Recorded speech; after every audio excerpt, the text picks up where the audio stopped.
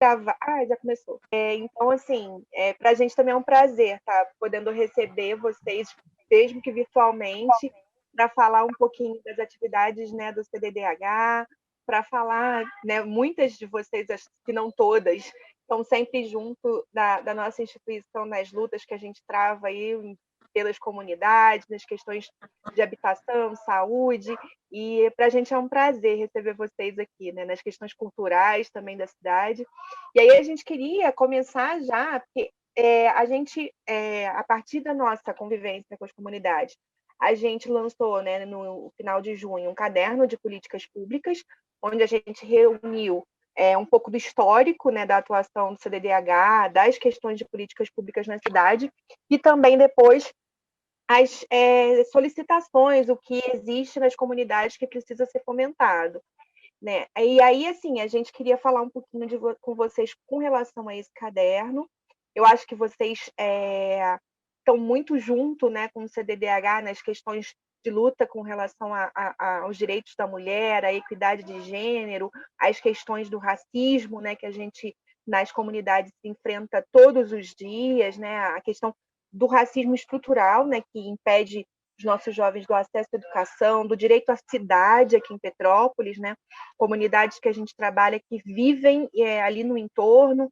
E aí a gente queria ouvir um pouquinho de vocês, primeiro agradecer a disponibilidade, agradecer a Aninha Lacerda, que é nossa querida, minha vizinha querida, né? E por ter também organizado esse nosso encontro. Oi, Júlia, bem-vinda.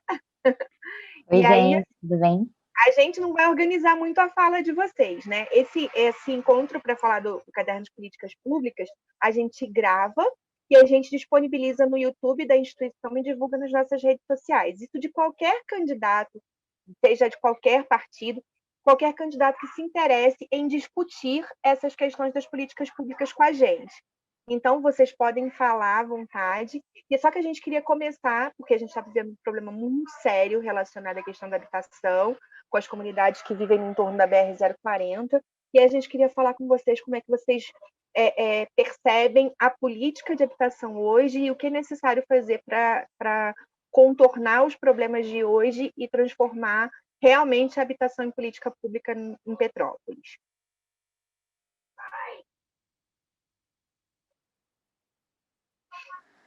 Quem vai começar, meninas? Bom, vou começar. Então, se ninguém começou, eu começo. Eu acho o seguinte, o déficit de habitação que a gente tem aqui, a gente sabe que é enorme, né? A gente sabe que o município, além de tudo, tem essa questão geográfica, né? De uma topografia acidentada. Então, a gente brinca, né, que ou você mora na beira do rio ou você mora na beira do morro, porque aqui em Petrópolis a gente está sempre ou perto de um perigo, de alguma coisa iminente, na moradia precária, né? Então, o que a gente fala sobre isso? Os moradores dessas comunidades que estão em risco e são precárias, normalmente são trabalhadores precarizados, né? São pessoas que, infelizmente, estão à margem do sistema, tem empregos ruins, subempregado, recebe salários ruins. Então, a essas pessoas só cabe realmente as moradias ruins, né? As moradias perigosas, as moradias que, infelizmente, é a realidade. Eu acho que a gente, quanto vereadora, né, que a gente pode propor leis, né, propor coisas, seria uma política pública pensando realmente, né, na melhoria de vida geral do trabalhador, inclusive nas moradias. Quer dizer, ter uma política pública para moradia, construindo casas, melhorando as que tem, retirando as que estão em risco, né? Que a gente tem que fazer uma análise total da situação. A gente não pode deixar uma pessoa, mesmo que ela já more há 50 anos no lugar, se ela realmente tem risco naquele lugar, daquilo desabar. Agora, a gente também não pode pode tirar a pessoa e não botar em lugar nenhum. Ou colocar ela num aluguel horroroso, esses aluguéis que eles dão, e a pessoa fica, sei lá quanto tempo, recebendo esse aluguel, essa ajuda de aluguel. Quer dizer, então não pode, a gente tem que pensar nisso tudo. Então a gente tem que propor realmente melhoria da vida do trabalhador de um modo geral e também pensar em uma política de moradia real, entendeu? Pensar, ver como a gente vai fazer, como é que a gente vai buscar financiamento, entendeu? Pensar realmente se a gente quer ficar liberando área de mata para fazer condomínio de luxo. Não é isso que a gente quer. Não é essa cidade que a gente quer para o trabalhador, né? A gente quer uma cidade mais humana, uma cidade mais inclusiva, né? E a gente ficar destruindo mata para colocar condomínio de luxo não está dentro do nosso propósito enquanto partido, enquanto tudo mais, né? Então, assim, no contorno especificamente, eles têm essa questão do capital, né? Ali é uma briga séria contra o capital ali. A gente vai estar sempre ao lado da população mais precarizada, né? A gente vai tentar ver como ajudá-los de forma a manter as pessoas que já estão lá há muito tempo, tentar resolver a posse da terra delas, né? A gente vai estar sempre ao lado do trabalhador. Isso aí é fundamental, tá bom? Bom, isso é um pouquinho do que eu falei. Julinha, quer continuar? Maiara, abram aí seus microfones. Eu posso só falar mais um pouquinho sobre essa especulação imobiliária que a gente tem aqui em Petrópolis, né? Que é absurda. A gente tem muita gente com moradia que seria ilegal se não fosse grandes condomínios, se não fossem, né, especulação dando lucro para os grandes empresários. E onde tem moradia que as pessoas se colocam, não pode. Então, eu acho que precisa ser pensado, né, um esquema onde a gente crie alternativas de moradia popular e não crie alternativas para os empresários crescerem em cima da especulação imobiliária, né? Então, eu acho que esse é sempre o caminho, né? Porque o que não dá mais é a gente mais um condomínio em Correias, mais um condomínio em Itaipava, mais um condomínio, e aí a gente tem as vítimas daquela tragédia do Vale do Cuiabá, né, de 2011, a gente tem vítimas, a gente só vai acumulando essas vítimas, né, gente? Desde 88, tem pessoas que até hoje não conseguiram a moradia delas, porque é isso, a gente vive numa cidade onde a gente constrói na encosta. A diferença é se é pobre ou se é rico, porque todo mundo constrói na encosta. Ou você mora na encosta, ou você mora no centro da cidade. Né? Então, não tem muita alternativa em Petrópolis. A diferença é justamente a especulação imobiliária. Eu lembro que eu fui numa palestra uma vez na UCP sobre essa tragédia do Vale do Cuiabá, as vítimas cobrando, né, da prefeitura, e tinha um pessoal reunido, e aí foi muito interessante que eles mostraram um estudo da demarcação das áreas afetadas pela tragédia e onde poderiam ser construídas casas ou onde não poderiam ser construídas casas. E a demarcação era muito interessante, porque as casas dos grandes condomínios, as grandes casas, né, podiam estar ali. Agora, onde tinha construção de casas populares, não podiam estar ali. Né? Então, é isso que a gente precisa pensar, né? Como barrar essa especulação imobiliária e fazer moradia popular para que as pessoas não deixem o lugar onde elas moram, né? Porque existe um vínculo também, como a Cris colocou, né? As pessoas, você não pode simplesmente tirar uma pessoa que mora num lugar e botar ela para morar na posse, né? Não tem como isso, né? Mas a gente fez a moradia popular, mas não adianta, meu filho, né? Como é que você vai botar as pessoas para irem morar muito distante, sendo que não existe uma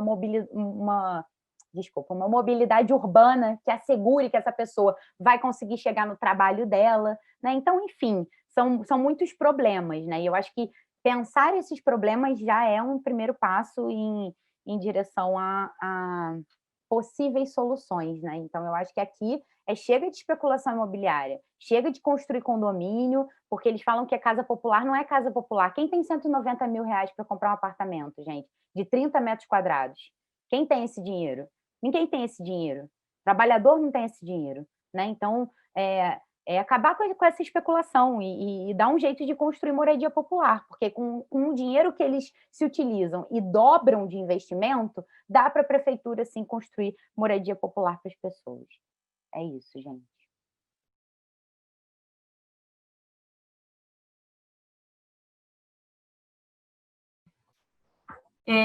Só completando minhas companheiras, que já estou muito contemplada, mas também lembrando que um papel importante da gente como vereadoras é fiscalizar a prefeitura, porque tem muita coisa que, infelizmente, não depende dos mandatos. Fazer é fiscalizar, por exemplo, como está sendo utilizado o Fundo Municipal de Habitação, e cobrar que ele seja usado em políticas públicas de moradia de fato. Então, a gente tem esse papel na Câmara de estar fiscalizando constantemente a prefeitura, que tem já uma secretaria e um fundo voltado para essa questão, né? Mas, não vai dar? Não, acho que é isso, fui muito contemplado já. Meninas, mulheres lindas, obrigada aí pela explanação com relação à questão de habitação. A gente acredita exatamente no que vocês falaram, especialmente a questão que a Julinha... Gente, se tiver muito barulho, vocês só me deem um toque para eu... Porque eu moro exatamente numa comunidade, então é o carro do ovo, tudo passando o tempo todo, fica meio difícil. Se ficar difícil de me ouvir, eu mudo aqui. E aí, o que acontece? A gente concorda exatamente com tudo que vocês disseram, especialmente naquilo que a Júlia falou, né? As áreas aqui, ou elas são de risco, ou elas são de rico, realmente. Porque tanto o pobre quanto o rico, eles constroem em morro, em área de proteção ambiental. Só que para o pobre não é liberado, então ele ocupa e depois é retirado, né?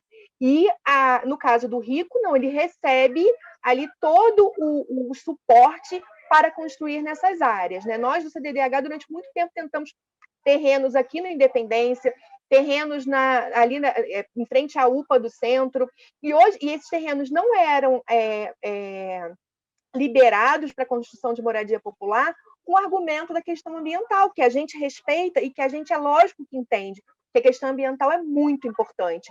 Só que hoje esses terrenos estão tomados por grandes empreendimentos, né? Então, na verdade, a questão ambiental ela não está voltada para a ecologia integral, para o respeito a todas as comunidades de vida. Não, não. Ela está voltada para a questão de quem tem, né, mais dinheiro, quem não polui visualmente determinados espaços. Então, isso para a gente realmente, que vocês trouxeram, é muito importante, né? Uma questão, Júlia, que você colocou, que para a gente é o que a gente mais sofre, é com essa questão da remoção para qualquer lugar, né? Como se o pobre não tivesse direito a ter os seus tecidos sociais, a ter seus vínculos, né? Eu moro há 30 e poucos anos no mesmo lugar, na mesma casa, numa ocupação. E aí o que acontece? Me tirar daqui hoje é um nível de violência absurdo. Como tirar os moradores da BR, que criam suas galinhas, que plantam, que têm árvores frutíferas, e colocar dentro de um condomínio, misturado com todas as pessoas, como se eles não tivessem direito à escolha, né, a garantir ali a sua produção. Às vezes, a gente tem um senhorzinho que a única coisa que ele falou quando ia sair da BR era: onde eu vou colocar a minha vaquinha? Ela que dá leite para os meus netos. E é isso que a gente tem que pensar. Você não coloca as pessoas onde elas não têm menor vínculo, menor condição, menor tecido social, né? É uma grande... essa coisa que você falou, Júlia, de 88, a gente tem gente aguardando moradia de 82, né? Desde 1982, com cadastrozinho, né? E aí as pessoas, às vezes, não aceitam ir para um determinado local. Eu lembro que quando eu vim morar aqui, foi exatamente nas chuvas de 88, as pessoas eram jogadas para o Vila Rica, as pessoas que moravam aqui no Independência, que moravam no São Sebastião. É lógico que a gente tem essa nossa mania de criticar e dizer: ué, já está dando, por que eles têm escolha? Mas a gente tem que entender que essas escolhas elas vão impactar no pós, né? Na questão do emprego, na questão da escola, na questão do desenvolvimento, na questão do direito à cidade, do aceite, né? Muitas pessoas que a gente conheceu tiveram realmente situação de depressão morando lá no Vila Rica, porque realmente, gente, parece que a passagem é um valor barato, mas para quem precisa comprar arroz, né? Você sair com um filho já significa os 5 quilos do arroz. Não hoje, né? Porque hoje o arroz também já é algo, né, complicado da gente mencionar. mas a gente tem que pensar no direito na questão da passagem. E aí essa é uma questão que eu queria colocar para vocês. Essa coisa do direito à cidade, do transporte, né? Falando de mobilidade urbana de maneira geral, eu queria que vocês trouxessem um pouquinho disso. Bom, então vou começar falando, já que eu não falei no outro tópico, né? Carla, esse ponto de mobilidade urbana é muito importante para a gente, para a nossa campanha. A gente aqui costuma falar em direito à cidade, né? E a gente acha que em Petrópolis, da forma como é estruturada essa via rodoviária, a gente não tem acesso à cidade, né? A gente tem esse direito ao acesso à cidade muito restrito. E a gente sempre conversa aqui sobre como os bairros não são interligados aqui em Petrópolis, né? Então, uma pessoa que, de repente, mora, por exemplo, no Quarteirão Brasileiro e quer, por exemplo, estudar no pré-vestibular comunitário do Independência, como é que ela vai acessar? Isso é só um dos exemplos, né? Ou se ela quiser ter um emprego num outro bairro, ou se ela quiser curtir um samba num outro bairro que seja fora do centro. Essa mobilidade não existe, porque para a gente transitar de um bairro para o outro, aqui em Petrópolis, a gente sempre tem que acessar o centro e do centro ir para um outro bairro. A gente está falando de alguns exemplos de bairros distantes, mas a gente pode falar de bairros que são um do lado do outro e que não tem essa interligação, né? E quando você obriga essas pessoas a transitar dentro da cidade, tendo que pagar uma passagem que é cara para um transporte público que é precário, e muitas vezes essa pessoa tem que pagar essa passagem 2 vezes, o que a gente está falando, na verdade, é uma retirada de direitos do acesso à cidade, né? Então, uma das nossas principais propostas da nossa campanha é trazer um transporte público gratuito entre bairros. Então, que a gente tenha ônibus que sejam de qualidade, que transitem entre os bairros e que sejam gratuitos, para que essa população, como você disse, não gaste dinheiro com a passagem para gastar dinheiro com a comida, para que ela consiga acessar a infraestrutura dos bairros, para que ela consiga acessar cursos que sejam nos bairros, que ela consiga acessar a cultura que aconteça nos bairros, e empregos, para que a gente possa gerar emprego dentro dos bairros, né?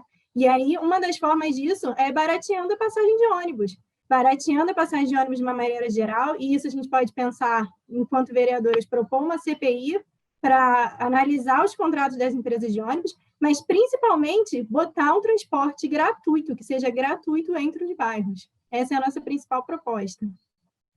Quer falar, complementar? Aproveitar que está aqui o microfone aberto, e dizer que também o transporte ele é pensado hoje, toda a estrutura da cidade, na verdade, como para o trabalhador ir para o trabalho e para casa. Ele não tem o direito ao lazer, ele não tem direito à cidade, de fato, de ocupar em outros momentos que não seja ir para o trabalho ou ir para a escola, mas ir na praça, ir no outro bairro, como a Mayara falou, ir num show, ir num teatro. Então, também a gente tem uma frota muito reduzida no final de semana e depois do horário de trabalho. Chega uma certa hora da noite, você não tem como voltar. Ainda além do que só tem essa opção de translado para o centro, é muito limitada. Então, também a gente precisa pensar estratégias de aumentar essa frota em horários que não seja de trabalho, porque o trabalhador não só trabalha, a gente é uma cidade forte e liga muitas pautas, né? Então, é essencial para a gente falar de cultura também, a gente garantir o acesso, o transporte, o direito à cidade. Enfim, essa pauta é muito cara para a gente mesmo.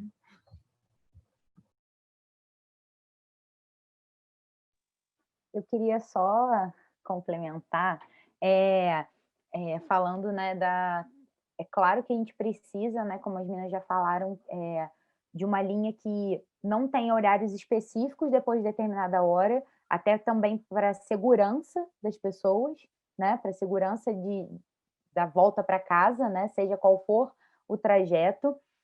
Garantir também a lei do ônibus parar, né, fora do ponto depois das 10 da noite, né, que isso é muito importante para nós mulheres, né, isso é muito significativo. Garantir que isso seja cumprido, porque é uma lei federal, né? Então a gente tem isso no nível municipal, estadual e federal, então precisa ser cumprido. E lembrar que mobilidade urbana tem o transporte público, que precisa ser um direito, precisa ser gratuito. Lembrar também que a gente precisa, pelo menos no centro da cidade, rever a estrutura de ciclovia e estacionamento também, né? Porque o Bernardo fez uma ciclofaixa que eu não sei se vocês viram, né? Ela é demarcada, mas ela não tem muita lógica dentro né, do escopo do centro.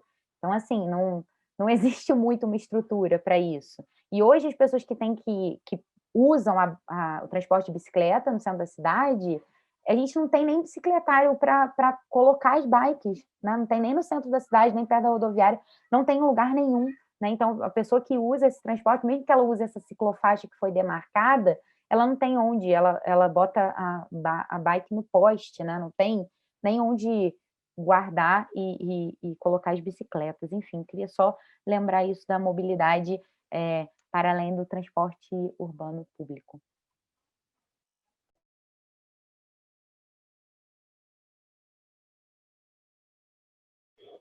Oi, gente, boa tarde, tudo bem? Eu sou Bárbara, sou educadora do Centro de Defesas e, bom, no caderno de políticas públicas tem coisas bem pontuais relacionadas à educação, né? E aí sei que aqui também tem mulheres educadoras que vão saber responder muito bem a questão. É a questão do privilégio na educação diante de uma pandemia, né? Então a gente vê uma diferenciação de uma educação privada em que as crianças e adolescentes estão tendo aulas normalmente, né? Tem essa possibilidade de acesso, e as crianças e adolescentes do ensino público, eles estão sofrendo novamente um desmonte, né? Como sempre, o desmonte vai acontecendo. Então, eles estão recebendo as apostilas, fazendo em casa sem nenhum auxílio dos educadores e professores, né? Bom, esse é um ponto, né, diante da pandemia. O que vocês têm para trazer em relação à educação, né, principalmente a educação pública? E também gostaria de ouvir vocês sobre as propostas em relação a projetos educacionais, a tudo que vocês têm para trazer para a gente, tá? Então, eu agradeço. Pessoal, só rapidinho.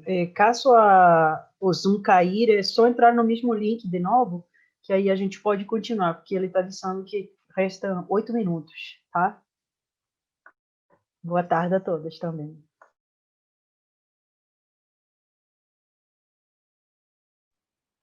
Bom, vou começar então, já que é educação. Bom, Bárbara, eu sou professora da rede pública e da rede privada, e eu vejo claramente essa divisão que você falou, né? E a divisão, ela é pelo simples acesso à internet, né? É uma coisa assim que é muito significativa. É claro que tem outros pontos, por exemplo, computador em casa, espaço para estudar, tempo para estudar. Tem todos esses fatores também que diferenciam. Mas a questão do acesso à internet é o principal. Por quê? Porque se o aluno hoje da rede pública tivesse acesso à internet, e eu não digo de uma livre internet bancada publicamente, porque quando você fala em livre internet, as pessoas já pensam, você vai sustentar a rede social dos adolescentes, eles vão usar a internet só para rede social. Você pode fazer uma parceria com o Google, onde o adolescente ele vai ter livre acesso ao Google, e a plataforma Google que está sendo utilizada, e aí eu posso dizer, sem errar, tanto pela rede privada como pela rede pública. As duas estão usando a mesma plataforma, então a plataforma de acesso é a mesma. Não existe diferença. Eu te digo, a mesma aula que eu posto para os meus alunos da escola particular, eu posto para os meus alunos da rede pública. Aí o que começou a acontecer? Os meus alunos da rede pública entrando em contato falando, professora, a gente não consegue baixar o vídeo. Não manda videoaula. Não manda videoaula porque a gente não consegue baixar o vídeo. Aí, o que eu vou fazer, então, se eu não posso mandar videoaula? Porque eles não entram no Meet, né, tipo um encontro desse que a gente tem pelo Google, não entram no Meet porque a internet não suporta. Não conseguem baixar a videoaula porque a internet não dá conta. O que eu vou fazer? Faz um podcast de até 5 minutos que a gente consegue baixar. Então, a solução foi fazer o podcast. Muito bonito, muito legal, deu muito certo. Deu muito certo para 5 de uma turma de 50. Porque os outros 45 nem acessam a aula. Por quê? Porque não tem internet.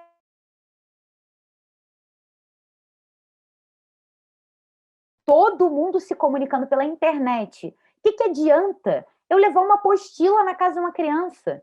Gente, não adianta nada, né? Então, assim, esse dinheiro da apostila, ele deveria ter sido revertido para uma internet.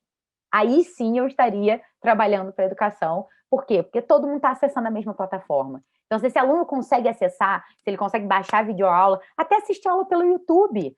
A gente faz indicação da aula pelo YouTube, mas a diferença principal é a internet. Então, eu acho que precisa trabalhar para esse achatamento da diferença através do acesso público à rede de internet. Porque aí a gente consegue fazer o acesso à informação, pesquisar, acessar, assistir a videoaula, falar com o professor, mandar e-mail, tirar dúvida, participar do Google Meet, né? E garantir isso no horário do ensino, né? Porque muitos também não conseguem estudar porque precisam trabalhar. Então, essa aí já é uma outra questão também que precisa ser levantada. Mas, enfim, acho que eu falei bastante. Eu não sei se alguém a mais vai complementar, mas eu agradeço muito o seu retorno também, que é uma coisa que tem acontecido com a gente aqui também, no CDDH, com os projetos, que é essa questão do acesso. Isso é uma coisa que, se a gente quer discutir sobre questões sociais, é muito importante lembrar sobre isso, né? Quem tem acesso às coisas. Então, muito obrigada pela tua fala, Júlia.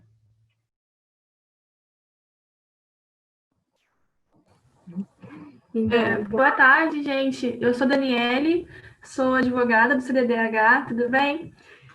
Um outro ponto que a gente queria colocar, que a gente fala no nosso caderno de políticas públicas e que para a gente do CDDH é um tema muito caro, né? Que a gente sempre tentou trabalhar e sempre teve muita dificuldade, é a questão da população LGBTQI+.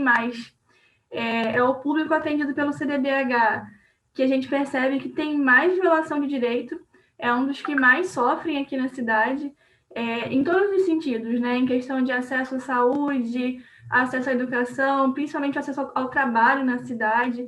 Então, eu queria ouvir um pouquinho de vocês, quais propostas que vocês têm para o acesso dessa população.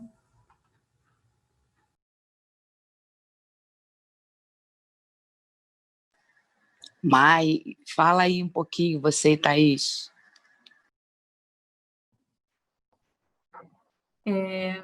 Vou falar um pouquinho. Eu queria só, se possível, a gente falar só mais um ponto da educação, pode ser? Depois a gente vai para LGBT. Que a gente acha importante pontuar mais algumas coisas também, fora da educação na pandemia, né, em si. A gente pensa muito que a cultura anda junto com a educação, né? E num projeto de escola aberta, de escola dos bairros, de escola memória, e escola ocupada, de fato, que não seja só naquele horário restrito, mas que seja ampliada, seja integral e tenha também atividades no final de semana, movimentada por agentes culturais dos bairros, dos locais, para que a escola esteja realmente integrada à comunidade que ela faz parte, né? Educação ligada à cultura também é uma pauta muito importante para a gente, até por causa do nosso trabalho também, né? Eu também sou educadora popular e trabalho com teatro e educação popular. Não trabalho na escola pública, mas o meu sonho é que isso chegue nas escolas públicas, né? Por uma educação de qualidade. E aí, entrando, peço desculpas por essa digressão aqui, e já aproveito para falar um pouco da situação LGBTQIA+, né? Eu acho que tem algumas coisas. Um é de prevenção, né? E segurança, assim, segurança dessa população que a gente sabe que muitas vezes acaba em situação de rua, porque são rejeitadas dentro até da sua própria casa, né? E na rua também sofre violência, então a gente precisa pensar acolhimento dessa população que está em risco, né? Uma população que corre risco nas ruas, corre riscos em casa, então a gente precisa pensar no direito dessa população e casas de acolhimento, enfim. E também não só no direito, quando esse direito é violado, mas também na expressão, pensar como uma cultura, espaços para a cultura LGBTQIA+, na cidade, que sejam festivais, que sejam fóruns de debate, estimular também a vida e a cultura dessa população. Garantir o direito quando esse é violado e agredido, e também a expressão, né? Acho que por aí. Não sei se alguma companheira...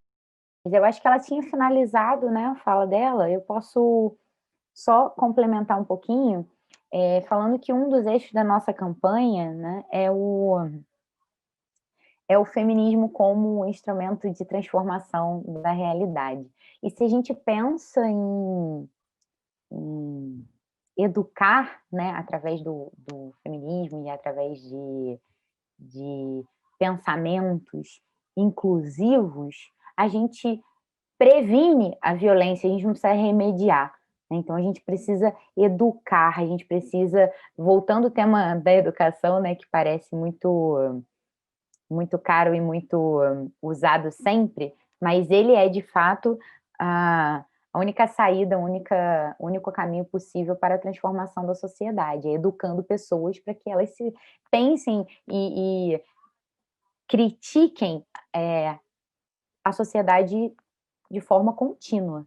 Né? Então, o pensamento crítico ele tem esse poder. Né? Então, a gente precisa educar para a inclusão, e não para a valorização das diferenças, né? E não para a discriminação.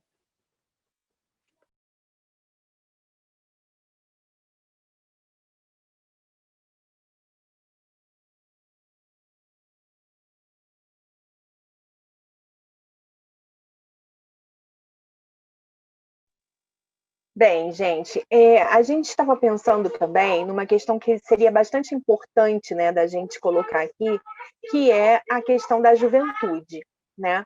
A gente tem na cidade um vácuo de políticas públicas voltadas para a juventude, né, especialmente a juventude das comunidades, porque as pessoas que têm uma condição financeira que lhe proporcione casas de shows, boates, barzinhos, né? Elas conseguem ainda dar um jeito, às vezes vão até para o Rio, né?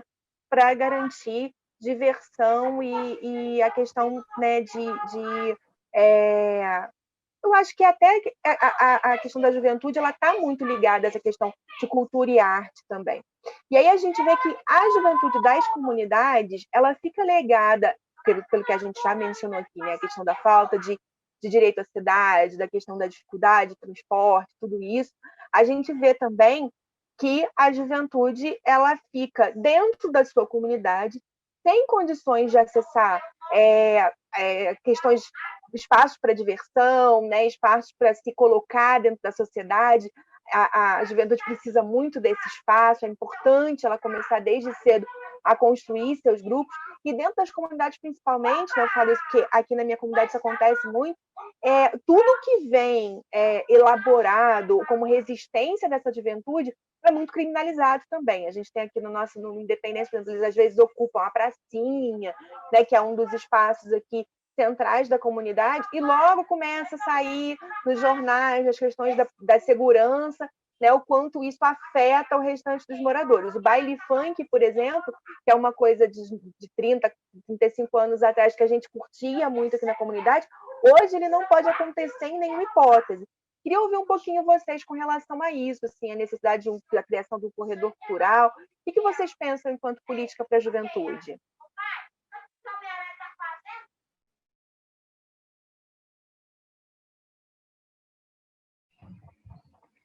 Oi, gente. Primeiro, só pedir desculpas para a gente ter atrasado aqui a voltar. A gente achou que havia um outro link, mas vamos seguir. Falando sobre juventude, a gente entende na nossa coletiva que a gente não anda sozinho, né? Por isso que nós somos uma candidatura com 4 mulheres, mas, além disso, por isso que a gente constrói com muitas outras pessoas, inclusive com os movimentos sociais. E na nossa candidatura, a gente tem a parceria com o RUA, Juventude Anticapitalista, que é um coletivo de jovens que se organizam para lutar por políticas públicas para esses jovens, né? E para a juventude. E o RUA daqui de Petrópolis, junto com o RUA Nacional, fizeram umas 12 propostas para cidades anticapitalistas, e aí o RUA aqui de Petrópolis deu uma aprofundada na questão da cidade, né? O que seria melhor para Petrópolis, olhando para Petrópolis. E a gente assinou esse documento, fizemos algumas reuniões com eles, participamos de algumas lives para a gente se comprometer com isso, né? Então, uma das coisas que a gente acha muito fundamental, falando sobre juventude, é que a juventude seja construtora de política pública, né? Que ela seja uma agente da política pública que seja voltado para eles. Que eles não estejam fora de dizer o que agentes dessa política pública, que eles construam essa política pública junto com a gente. Então, isso é muito fundamental para a gente. E é muito importante, Carla, isso que você fala, porque é da cidade, né? Que acontece de maneira muito cruel nos bairros, principalmente, mas que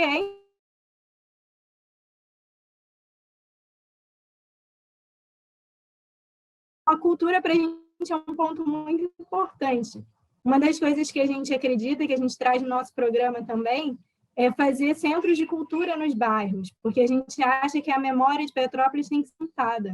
E esse recontar a história, a gente acha que tem que ser compartilhada com os jovens, que é um trabalho que a gente acha que os jovens devem fazer de recuperar a memória dos seus bairros, a memória do seu povo, a memória... É uma das políticas que a gente quer implementar para os jovens aqui. Tá, você vai falar mais um pouquinho, tá? Não, acho que... Vocês estão ouvindo a gente? Pois é. Eu acho que a gente caiu. Eu sempre fico... Não, a gente está ouvindo, mas está Gente, vocês estão ouvindo? Picotando bastante.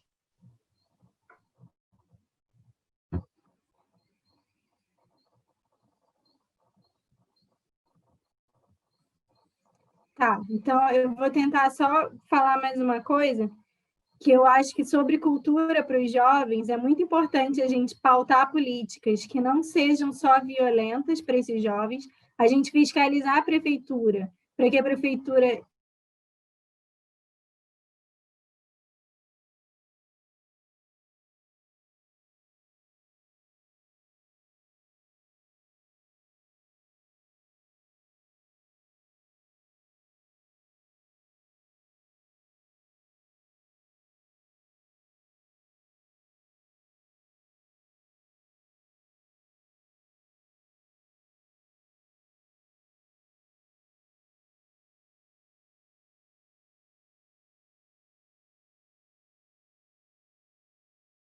Travou para todo mundo, né, gente? Vocês estão me ouvindo? Sim, Júlia, agora a gente está te ouvindo. Eu acho que foi na conexão da Maiara e da Thaís. Delas, então, estão né? voltando Agora voltou. Voltaram. Conclui aí, Maiara. Não, conclui aí, gente. A gente teve uma... Vocês pararam, a gente... Bom, pelo menos eu parei de ouvir. Não sei se está rolando ainda. Vocês estão ouvindo? Talvez a gente esteja bem instável. Tá rolando agora, mais ou menos, assim, agora vocês travaram de novo.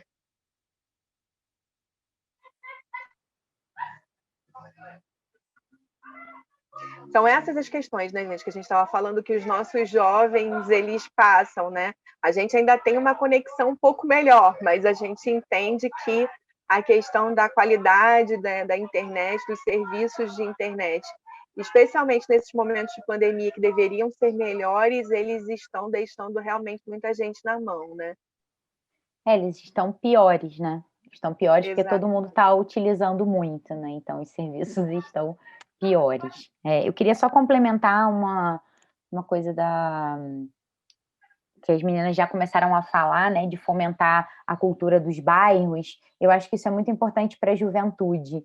E também o acesso ao centro da cidade, né? Porque as duas coisas são importantes. Você ter o movimento dentro dos bairros, porque existe uma sensação de pertencimento também muito forte, né? Perto do lugar de onde você mora, e acesso ao centro da cidade, estimular a possibilidade de eventos acontecerem no centro da cidade, porque a gente não tem isso, né? A gente está estávamos, né, antes da pandemia, com toque de recolher, né? Não podia frequentar a praça, né? O jovem não podia frequentar a praça. Então, realmente, aqui a gente tem muitas políticas que visam reprimir totalmente a juventude. Então, isso precisa ser enfrentado, sem dúvida alguma, né? Até a própria roda do CDC, né? Todos esses movimentos, como você falou, Carla, são marginalizados, né? As pessoas tendem a vincular a droga, o próprio solstício, né? Que foi proibido das pessoas, não podia frequentar menor de 18 anos, né? Tinha que ter. Aí logo depois foi proibido acontecer o solstício. Ao tempo que a Bauer é estimulada, exatamente, né? isso que eu ia falar, exatamente. Enquanto que a gente tem uma festa da Bauer Fest, que se tiver tomando chopp caro, pode, né? Se tiver no lugar ali do centro da cidade, pode. A gente tem também a Deguste, que se você estiver pagando R$ 20 do chopp, você pode também, né? Pode ficar ouvindo música até tarde lá na Praça da Águia, porque é o lugar que é permitido, né? Então, realmente, isso precisa ser combatido, isso precisa ser repensado, né?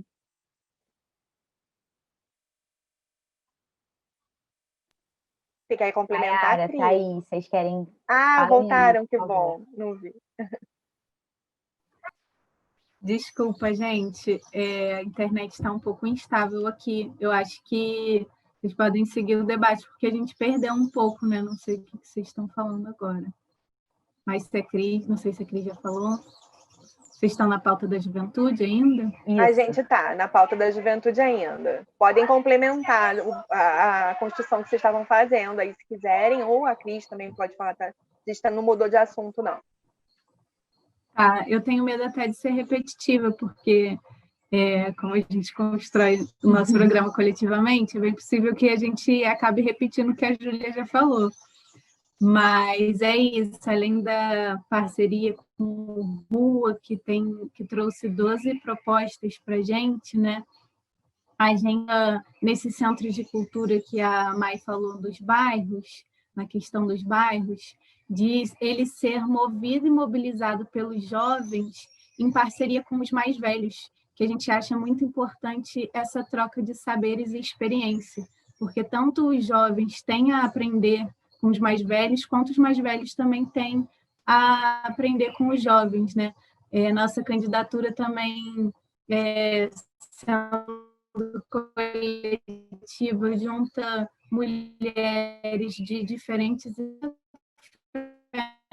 nessa construção coletiva e a parte puxada pela juventude, mas também chamando mais velhos para esse diálogo nos centros culturais e de memórias dos bairros.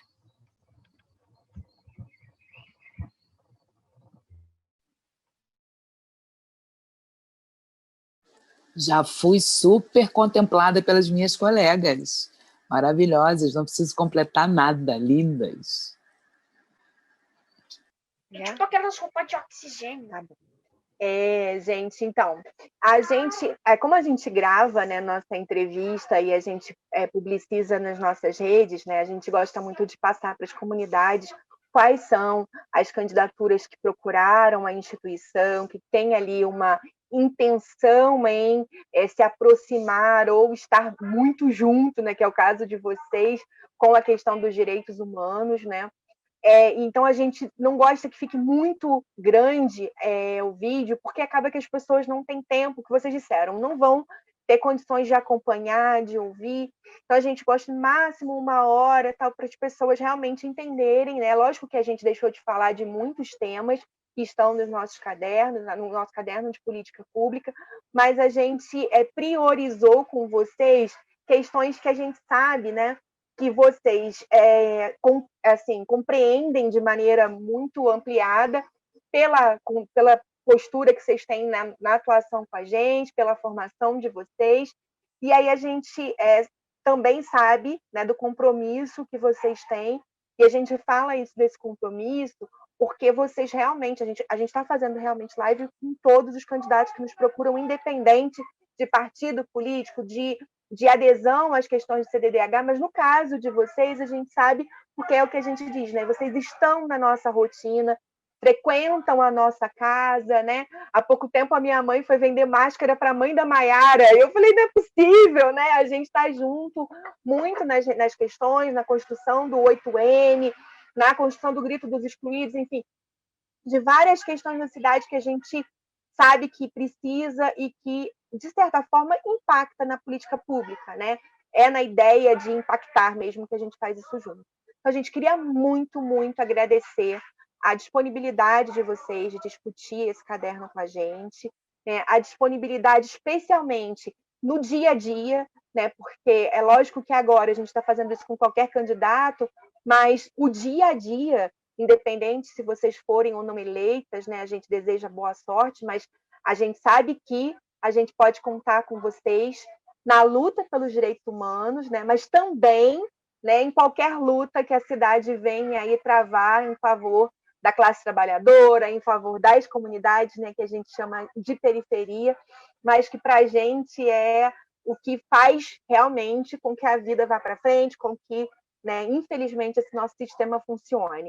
Então, a gente quer que esse sistema seja alterado, mas a gente tem um carinho especial pelas comunidades que hoje fazem com que a vida realmente continue, né? A gente sabe que hoje existiu pandemia, isolamento, não foi para as nossas comunidades. Eles continuaram trabalhando, inclusive trabalharam muito mais nesse momento.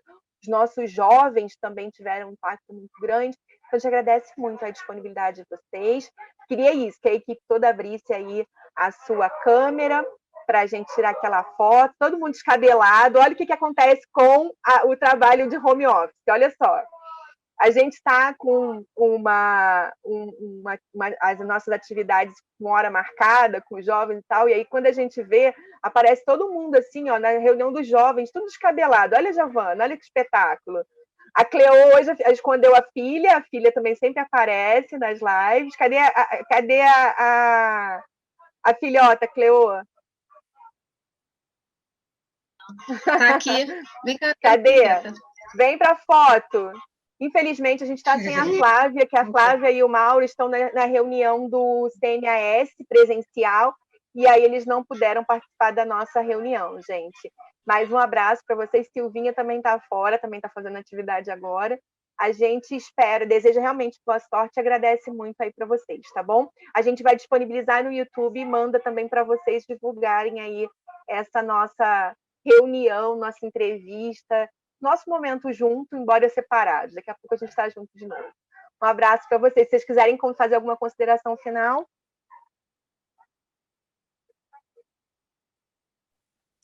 Eu queria agradecer o espaço, né?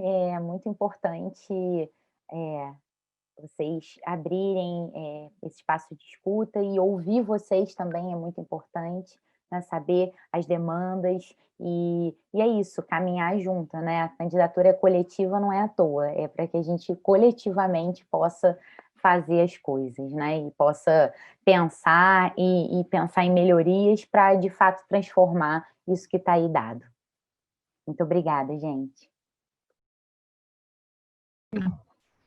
Oi, queria agradecer também o espaço, o CDDH, companheiras queridas aí, algumas que eu conheço mais próximo, né? Outras que eu conheço mais de vista, mas queria agradecer a todo mundo. Tatá botou aqui, né? Tão bonito ver mulheres aqui, mulheres fortes, mulheres de luta, e essa é a construção política que a gente acredita, né? É assim que a gente vai melhorar esse mundo, melhorar Petrópolis. É isso, obrigada, gente. Obrigada, gente. Um beijo grande. Gente, então vou falar também um pouquinho. Quero agradecer a todas aqui essa oportunidade de conhecer um pouquinho mais a gente. E peço, solicito que indiquem a nossa candidatura, entendeu? Que é uma candidatura realmente voltada para a mulher e principalmente para a mulher periférica, tá? Então, por favor, nos recomendem, porque nós estamos realmente aqui pensando na mulher, principalmente na mulher periférica, de todas as idades, tá bom? Um beijo, vamos à luta. 5777. Gente, muito obrigada. A gente não foi de propósito, nós temos homens na nossa equipe, sim, são apenas 2, mas na verdade tem o Paulo também, então são 3, mas realmente a mulherada comanda, e a Clarice chegou dá agora, gente. Vamos dar print com a Clarice. Clarice, não some! Clarice! Gente, um abraço para vocês, viu? Obrigada aí, tudo de bom, tá? Tchau, tchau. Beijo. Tchau. Tchau, Clarice! Tchau.